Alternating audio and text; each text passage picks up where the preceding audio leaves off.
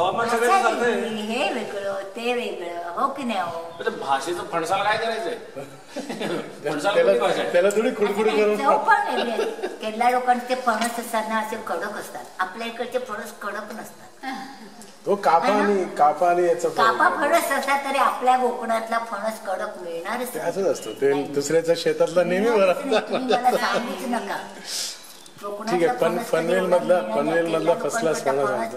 पिकलेला असला तरी तो कडक असतो आणि चवीला चांगला असतो, तसं नाही म्हणत मी, पण सांगते तुम्हाला कडक असतो. कोकणातला फणस चवीला पण गोड असतो आमच्यासारखा आणि नरम पण असतो आमच्यासारखा, हो की नाही? ते तलवार एकदम सरळ म्हणजे आमच्यासारखा नरम पण असतो आणि चवीला पण आणि आमच्यासारखा काटेरी पण असतो. काटेरी पण असतो आहे ना? काटेरी तर असायलाच पाहिजे. काटेरी नसला तर उपयोग काय कोकणातल्या लोकांचा? कडक पण राहायला पाहिजे तसं.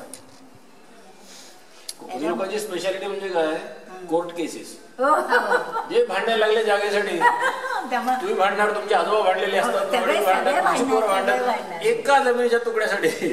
बरोबर, एवढीशीच असते ती जमीन, एवढीशीच असते. टाइमपास काहीतरी पाहिजे ना. काय करते बिचारे ते लोक? बिचारे काय करते तुमचं मुंबई पुण्यासारखं तिकडे थोडी वेळ झाला तिकडे साधन पण नाही आता म्हणून ते आहे ना, भांडतात. कोकणातले लोक आता सगळे मुंबईला आलेत ना, ते कोणी तिकडे रुंकून पण बघत नाहीत आता काय आपल्या जमिनीचं झालंय ते. आता आमच्याकडे कसं आमची जी कोकणातली जागा आहे ना, ते सगळं धरण बांधलंय तिकडे कणकवलीच्या इकडे.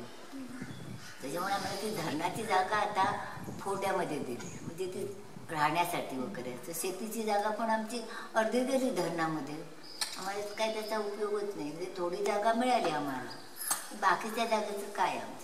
आणि काय मुंबईत सगळे नोकरीसाठी आले तर आता गावी कोण जातं? वर्षातून एकदा कधीतरी जायचं. तुम्हाला जागा पाहिजे कशाला? जर तिकडे जायचं नसेल तर जागा पाहिजे. तुम्हाला चंद्रावर जागा दिली, उपयोग काय?